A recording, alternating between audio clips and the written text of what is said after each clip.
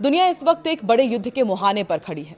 Iran और Israel के बीच लगातार तनाव बढ़ रहा है, लेकिन इसी बीच एक और घटना होती है। पाकिस्तान अफगानिस्तान में एयर स्ट्राइक कर देता है। अब सवाल यह है कि क्या ये सिर्फ आतंकवाद के खिलाफ कार्रवाई है या फिर इसके पीछे छिपा है एक बड़ा जियोपॉलिटिकल गेम। नमस्कार, मैं हूं आकांक्षा और आप देख रहे हैं न्यूज 18 का डिजिटल प्लेटफॉर्म। पहले आपको पूरी तस्वीर समझाते हैं। तो देखिए, एक तरफ मिडिल ईस्ट में हालात बेहद तनावपूर्ण है। ईरान और इजराइल के बीच सीधा टकराव बढ़ रहा है। अमेरिका भी इसे पूरे घटनाक्रम में एक्टिव भूमिका निभा रहा है और इसका असर सिर्फ मिडिल ईस्ट तक सीमित नहीं है, बल्कि पूरी दुनिया की राजनीति और अर्थव्यवस्था पर भी पड़ रहा है। इसी दौरान पाकिस्तान का अचानक अफगानिस्तान में हमला करना एक साधारण घटना नहीं मानी जा सकती।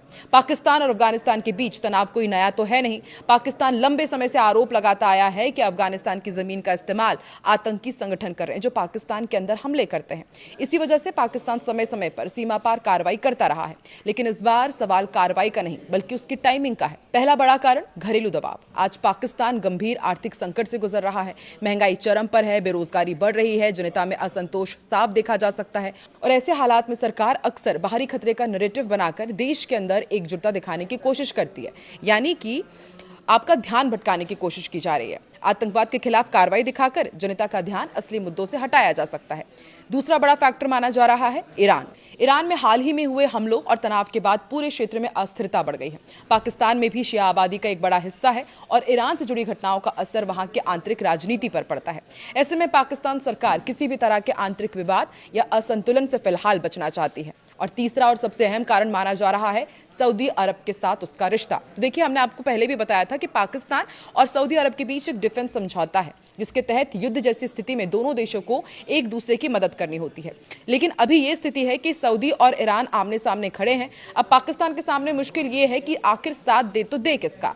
अगर सऊदी का साथ देते हैं तो ईरान से रिश्ते खराब हो जाएंगे, और यदि वो तटस्थ रहता है, यानी कि किसी का भी साथ नहीं देता है, तो सऊदी नाराज हो सकता है। इसलिए एक थ्योरी यह भी है कि पाकिस्तान जानबूझकर खुद को अफगानिस्तान के साथ उलझा रहा है, ताकि उसे मिडिल ईस्ट के इस बड़े संघर्ष में सीधे शामिल ना होना पड़े। इस कार्रवाई को एक रणनीतिक संदेश के तौर पर भी देखा जा सकता है। पाकिस्तान ये दिखाना चाहता है कि वो अपनी सुरक्षा को लेकर कितना गंभीर है और जरूरत पड़ने पर सैन्य कार्रवाई करने से पीछे नहीं हटेगा। साथ ही इसे एक डिप्लोमैटिक बैलेंस बनाने की भी कोशिश कही जा रही है। तो कुल मिलाकर पाकिस्तान की एयर स्ट्राइक सिर्फ एक सैन्य कार्रवाई नहीं है, बल्कि इसमें शामिल है घरेलू राजनीति, अंतर्राष्ट्रीय दबाव और मिडिल ईस्ट की जटिल कूटनीति। अब देखना होगा कि ये कदम पाकिस्तान को संतुलन दिलाता है या उसे और बड़े संकट में डाल देता है।